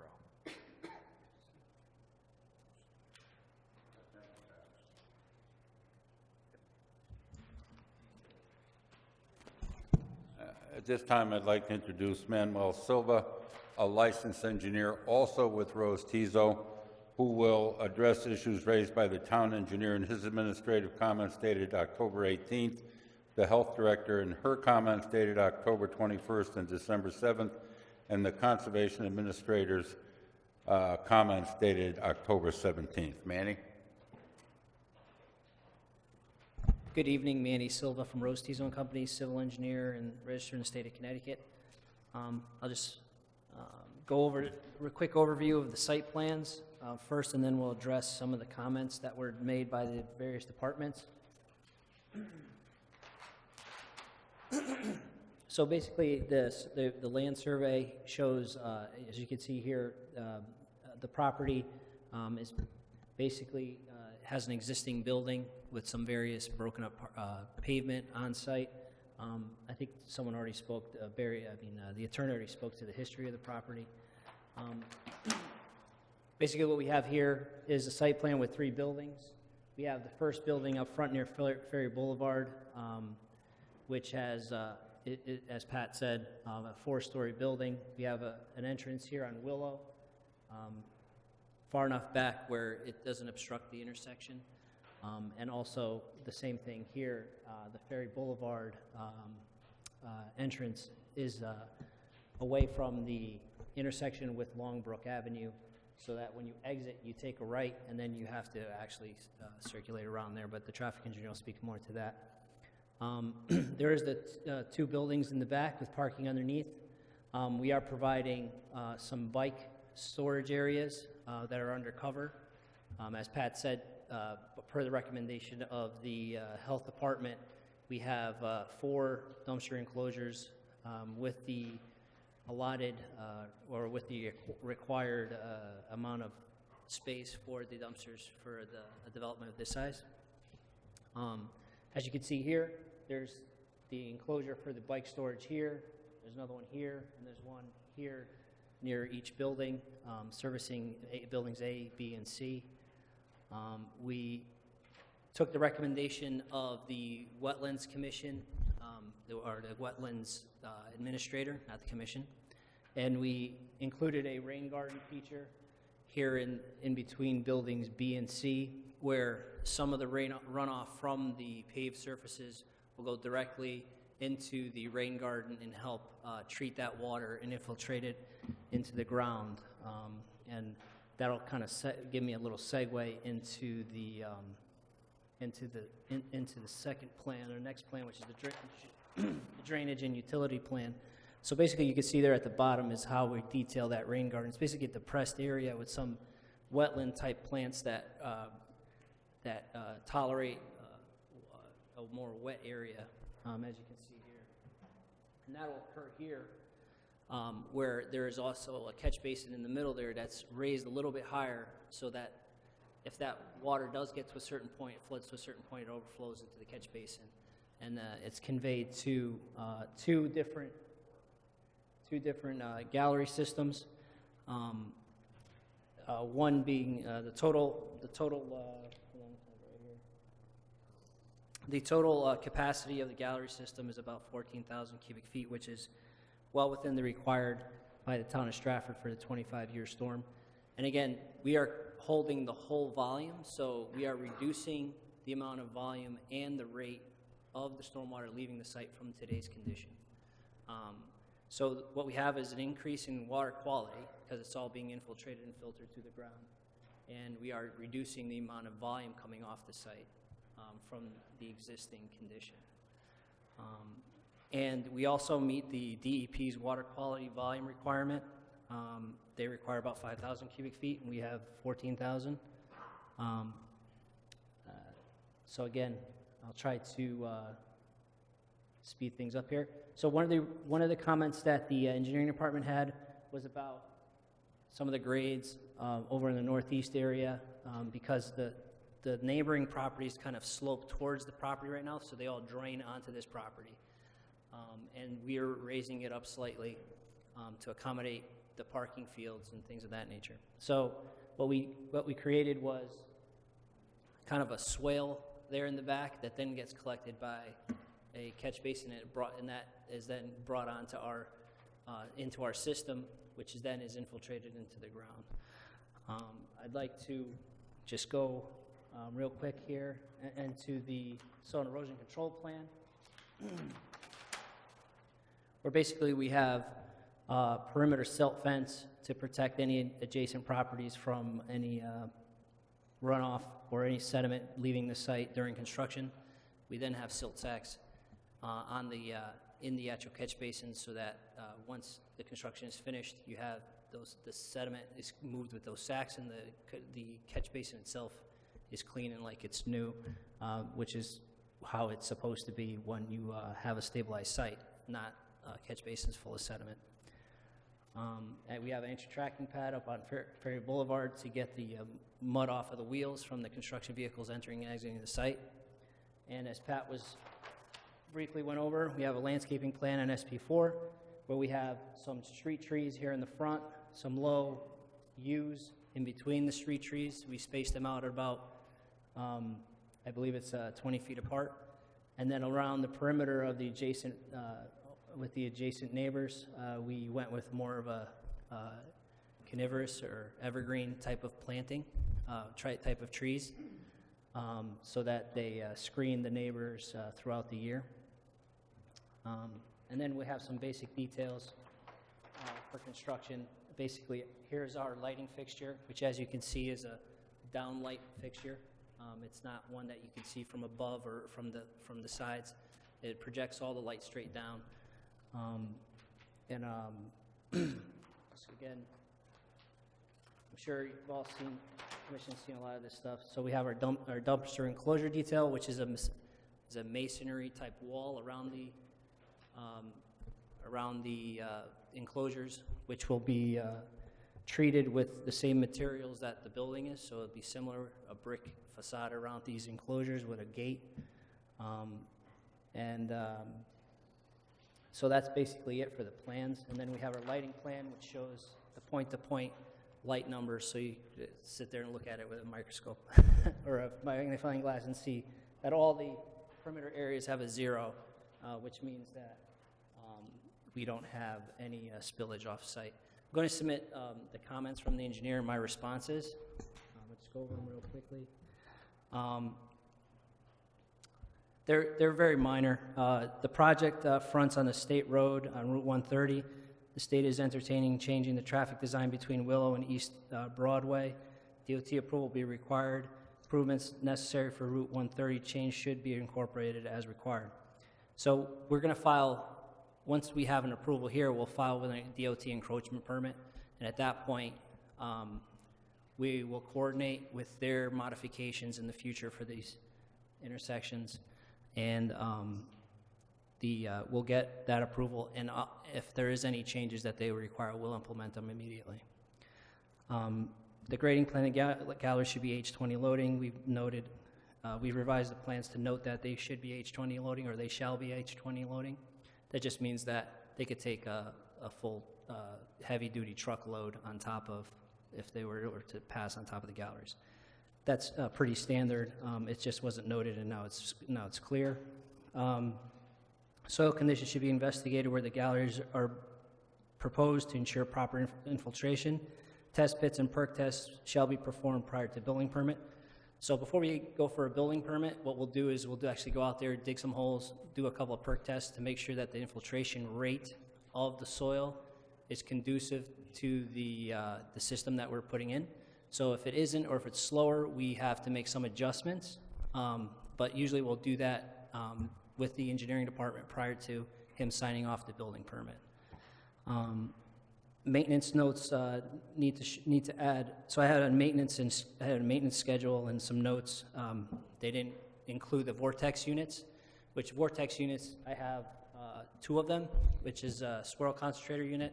It actually slows down the water, makes the sediment that's coming off of the pavement and things of that nature settle out into the unit so it doesn't go downstream into the gallery system.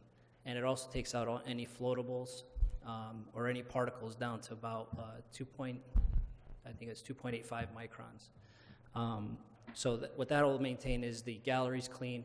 It'll maintain anything downstream of this site from having any contaminants. So that's where the water quality increase comes in. Yeah, and he wanted us to add that into the maintenance notes, and that's what we did with the revised plan. The grading, again, I addressed this. The grading in the northeast corner with direct runoff to adjacent property, the design should be modified to mitigate this potential. The grading has been revised to direct water from the northeast corner to a new catch basin. Again, we kind of made a swale or a depressed area that then runs to a catch basin. That water will get picked up there. We're not going to direct any water that came from those. So the water that comes from those properties will continue to come onto this property. We're just collecting it now and putting it into the infiltration system instead of it just collecting in that wooded area right now. F is, there is a detail for rain garden, but it is unclear where it would be placed. So the rain garden,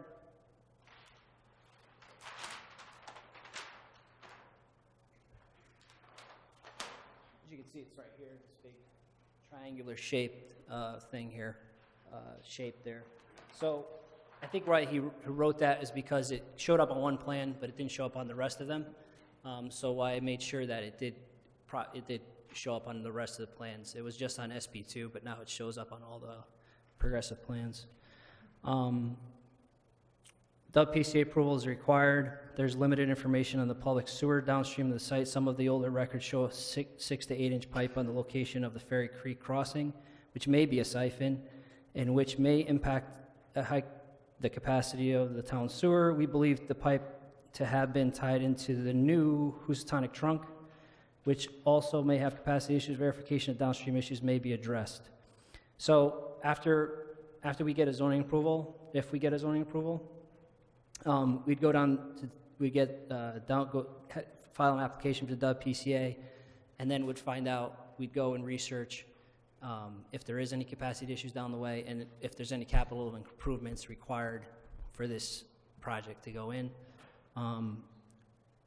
or if that's what the answer to that. The engineering department said that we might consider upsizing all the laterals on site to 8 inch. We, again, once we go to WPCA, we have no issues with upsizing those to 8 inch if we need to. I think actually on the revised plans, I did change them all to 8 inch. And then they're also, he's asking if the connections have manholes versus a regular saddle connection.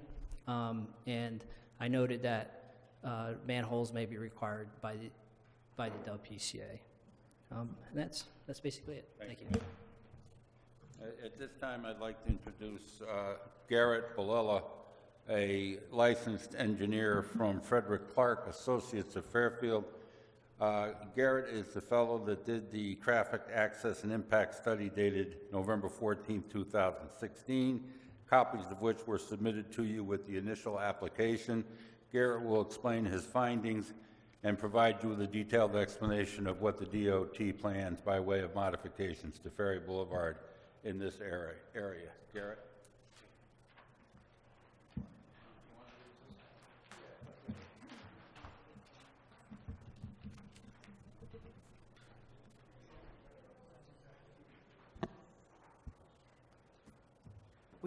Would you do us a favor? We didn't quite hear your name. Could you say it again for the secretary? Yeah, my name is Garrett Bolella. I'm with Frederick B. Clark Associates. Could you spell your last name for her? Yeah, absolutely. It's B as in boy, O-L-E-L-L-A.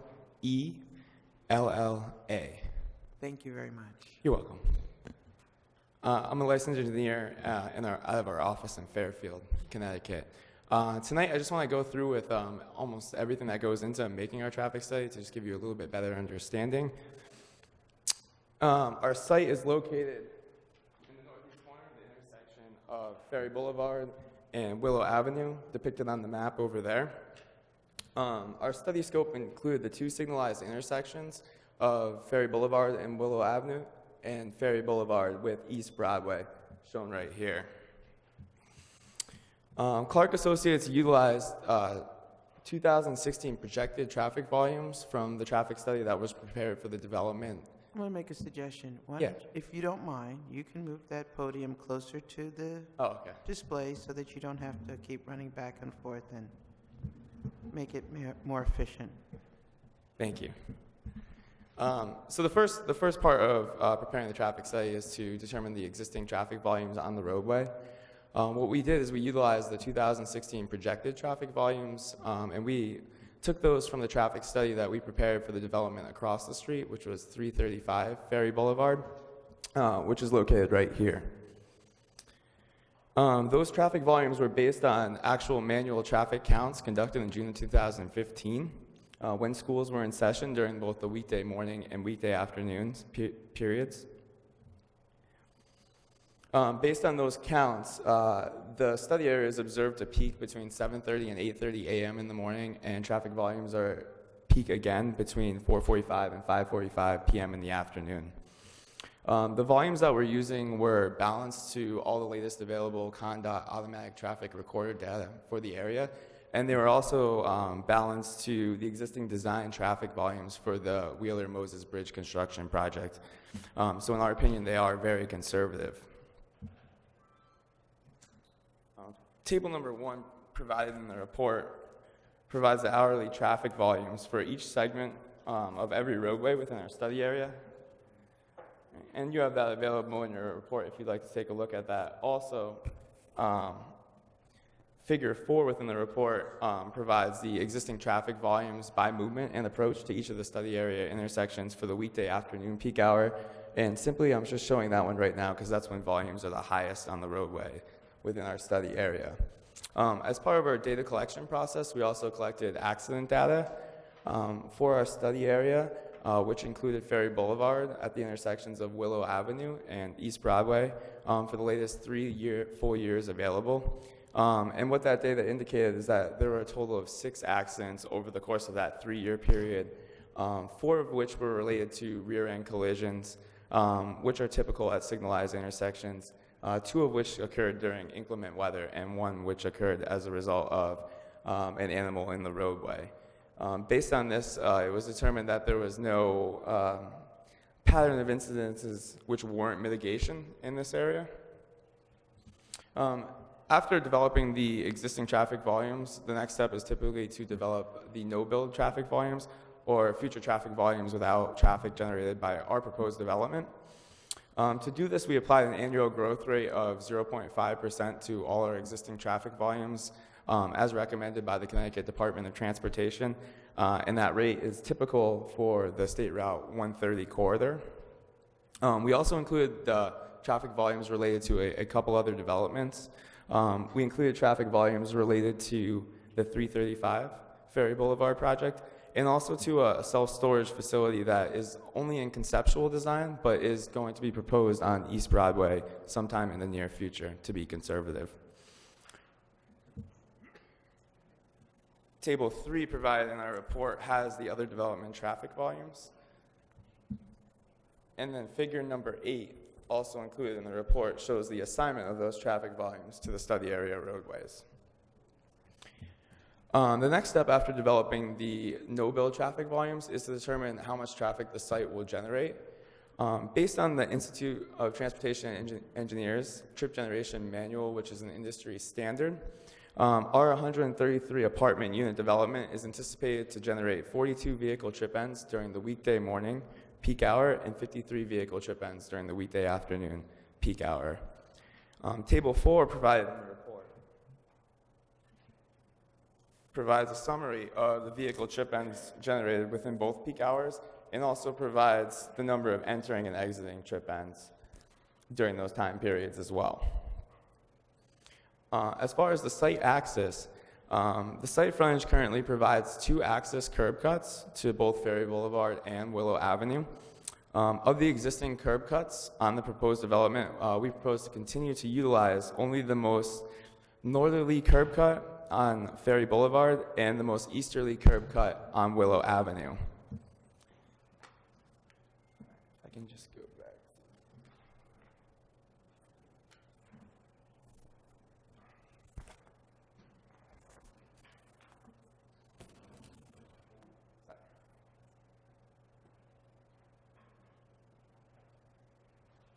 So figure 11 of our traffic study provides the future transportation system. As you can see, the access drive to Willow Avenue will be full movement. And the access drive provided to Ferry Boulevard will be right turn in, right turn out only, as the section of Ferry Boulevard is only one way. It will also be stop controlled. All other existing access along the property will be eliminated. This is important because it reduces the number of potential conflict points along both Willow Avenue and Ferry Boulevard. The next step of the study is to assign the site traffic to the roadway network. As provided in figure 12, you can see our proposed distribution is identical to the distribution utilized for the traffic study prepared for 335 Ferry Boulevard. And what it shows is that approximately 40% of the trips will arrive and depart from the north on Ferry Boulevard. Approximately 45% will arrive from and depart to the south on East Broadway, and 15% will arrive and depart from the south on Ferry Boulevard. What we do is, after we've developed the no-build traffic volumes, we combine them with the site traffic generation and assignment, and we arrive at a 2018 build condition. From there, we can complete a capacity analysis where we compare the 2018 no-build conditions to the 2018 build conditions to see if our development will have an impact on the roadway network. The results of the capacity analysis indicate that the intersections of Ferry Boulevard and Willow Avenue and Ferry Boulevard and East Broadway will continue to operate at the same overall levels of service in the future and with minimal delay as a result of traffic related to the proposed development. However, it's recently brought to our attention that CONDOT is considered a new conceptual design within the study area. And forgive me, it's a little hard to see.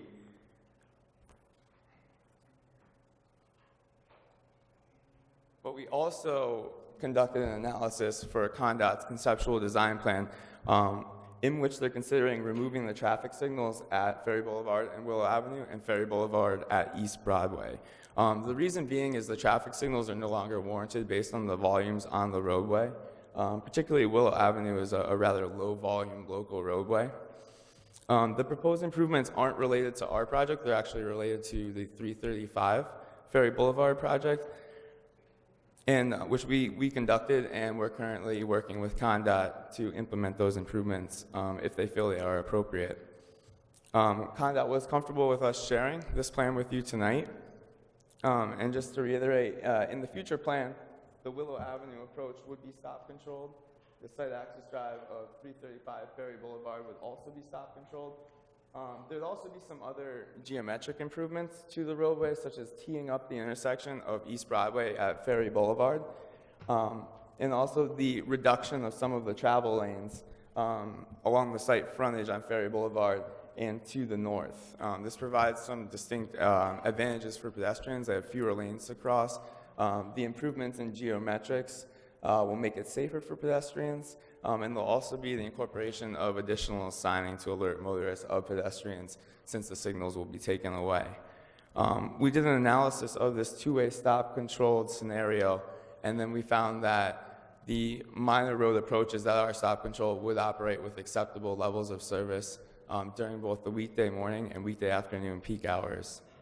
And that analysis has been submitted to the Connecticut Department of Transportation for them to review. I'd be happy to answer any questions. Thank you. Thank you, sir. At this time, I'd like to introduce Frank Delvecchio, licensed Connecticut real estate broker, who will take you through his analysis and finding to the effect that the proposed use shall not adversely affect tax valuation of neighboring properties, which, as you know, is one of the considerations you are to look to under section 20.2.1 of the zoning regulations. Exhibit 10 in your folder is a copy of Frank's report. Members of the Zoning Commission, my name is Frank Delvecchio. I live at 65 Riverside Drive, Trumbull, Connecticut. I've been a licensed Connecticut real estate broker since 1971, formerly president of the Frank A. Delvecchio Agency at 2909 Main Street, Stratford, and now with Remax Right Choice in Trumbull. So I've been doing this for the last 45 years. During that period of time, I've listed, leased and sold commercial, industrial, and residential properties in the town of Stratford and all the surrounding areas. I've appraised properties for about 20 years as a broker, as permitted, analyzed land use, sales, and estimated market values, testified before probate, foreclosure courts, this commission, and commissions in adjacent towns regarding property values and the highest and best use. The methodology that, and it's a little, well, it's more of an art and less of what you've just heard with the engineers. But the methodology that we used started in 1984. I was asked to do an extensive study on what happens to residential properties when a major development is going up, and whether it's commercial, industrial, or high-density condominiums or apartments. So I've been doing this for the last 32 years, taking a look at developments, not only in Stratford, but in the surrounding towns. We've gone as far as Milford and Fairfield, Shelton, and Trumbull. Formally and informally, I've tracked the sales of over 3,000 houses in the last 32 years and compared sales of single-family houses, mostly single-family houses, adjacent to and in the area of good quality developments, and compared that to houses that were similar away from those developments.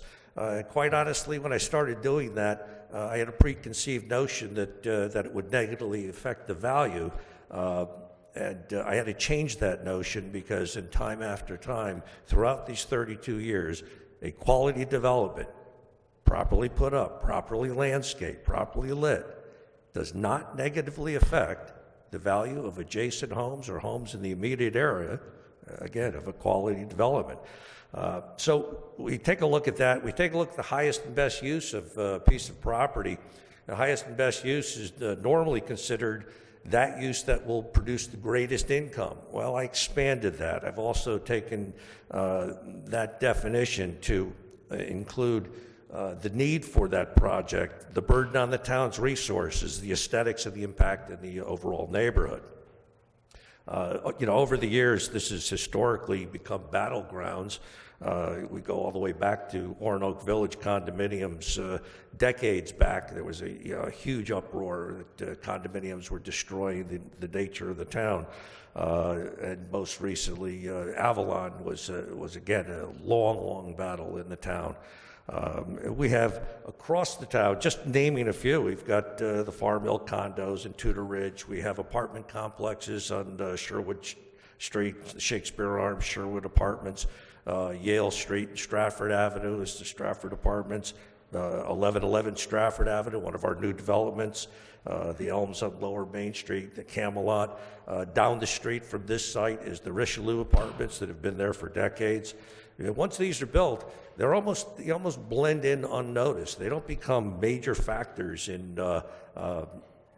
just the aesthetics of the town. They're part of our town. The subject site is vacant. It's across from commercial buildings. It's got a view of the Connecticut Turnpike. It's an eyesore. On the same street, we have restaurants, diners, strip stores, used car lots, boat sales, a little condominium project a little farther down from the Richelieu Apartments. And I say down, that's heading north. This is just going to be a quality project for that location. Again, not speaking as an engineer, but I can't emphasize that it's a light load on the town. What the engineers do is they go and they go through all this machinations and calculations. I actually go out and count. So I go out and I count the number of cars coming in and out of some of these projects. I've done it at all the Avalons. I've done it at 1111 in Stratford Avenue. I just did that a few days ago. And it's amazing. 1111 Stratford Avenue has 128 units. It has more bedrooms than this particular project. And one car went in or out of that midday every 4 minutes. Avalon and Milford, which is more than it's like 2.25 the times this project in size, that was one car every minute. So we're not dumping a lot of traffic onto the town, and that's always one of the contentions. I'm not quite done yet, I'm speaking like a layperson here. Okay. Site is 2.4 acres, maybe a little over that. It's got 133 units. We look at the need for this. I talked to people at Avalon, recent inquiry there.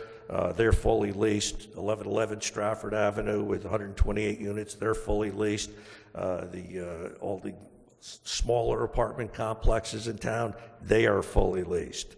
Data from the Greater Fairfield Multiple Listings Service back in May showed that there were only 24 active rental listings in Stratford, and out of those 24, 7 of them had come on the market just in that past week. In that month alone, 58 rented. So that what happens in town is we have a need for rental housing. It disappears quickly. Our apartments are nearly 100% filled all the time, in some cases with waiting lists. Average rent, $1,800 a month. That's the multiple listing data. And what could we expect, who would expect to move into these apartments? Well, 3/4 of the tenants are going to be commuters. They're going to be going down to Stratford or New York primarily. Tenants, of course, will patronize the local businesses in town. It's the millennial generation. We did some studies on that through a 2014 Slate group, and mostly due to finances, college loans. We take a look at these groups, the 18 to 29-year-old getting their first jobs and kind of getting their feet under them. And then the next group, the 30 to 44-year-old bracket of renters, they put off buying homes. On that group, 1/3 expect to buy homes in a short period of time. Good news for the Stratford home sellers. And the last group, of course, are people that are downsizing. We get some senior citizens in there that want to stay in Stratford, be close to their family. So, can I summarize? All right, okay, quick summarize. My opinion, construction of this apartment building, it's within walking distance of the railroad station. It's part of the transit center development. It's not going to affect home values negatively. It meets the definition of highest and best use. It's got a long-term tax benefit to the town, to the Stratford businesses, especially in the core of Stratford. Good project. Thank you, Frank. And finally, I'd like to discuss administrative comments. The Building Department and the Public Works Department had no comment on this application. Exhibit 11 is an email from Lieutenant David Gugliotti, the traffic officer of the town of Stratford, to Jay, dated December 8th, in which Lieutenant Gugliotti states, I was given the traffic access and impact study for 382 Ferry Boulevard. It appears to be in line with the DOT plans at the meeting I attended at the DOT, as long as a crosswalk and signs are in place after they remove the traffic signals, all appears good. End quote. Exhibit 12 is an email from Deputy Chief and Fire Marshal Brian Lampart to Jay, also dated December 8, 2016, in which Chief Lampart states, after reviewing the revised proposal for 382 Ferry Boulevard, I do not foresee any problems for emergency services to gain access and/or conduct business at this location. I will certainly address all safety features that pertain to the Connecticut Fire Safety Code and this development during the required plan review process. The health director, Andrea Boissavan, submitted 2 reports, one dated October 21st, 2016, and one dated December 7th, 2016, to the effect that limited sampling of the site done in 2002 did not indicate the presence of Raymart waste on this site. However, she pointed out that the subject premises is located in an area of potentially contaminated groundwater where the EPA and Connecticut Deep have installed sub-slab ventilation systems on neighboring single-family residential houses. The health director recommended that my client engage a Connecticut-licensed environmental professional to ensure that site development is coordinated with the EPA and Connecticut Deep and the town. She also recommended that a vapor intrusion system be proactively designed and installed for first-floor tenants in Building A on the property. This recommendation by the health director is agreeable to my client and will be incorporated into final design criteria by my client. Additionally, a Phase 1 environmental study was done by Go Environmental of Milford on April 8, 2009. This study determined that the site is not a so-called establishment under the Connecticut Transfer Act. Furthermore, when AAA Northeast was contemplating purchasing the site in 2015, my client engaged the services of Partner Engineering and Science, Inc. of Rocky Hill to do a ground penetrating radar survey of the property in order to determine whether there remained on site any leaking underground storage tanks relating to a residence that had previously existed on this site between 1924 and 2000. By its report dated January 15, 2015, Partner Engineering concluded that it was unlikely that a buried underground storage tank existed at the site. Finally, Jay Habansky submitted comments dated December 5th in which he says the following. The petitioner was advised to add a new entrance at the corner of Ferry Boulevard and Willow Street, as this will be a potential egress for pedestrians going to and from downtown train station. An awning was added as an architectural feature, and an egress has been added in the middle of the building.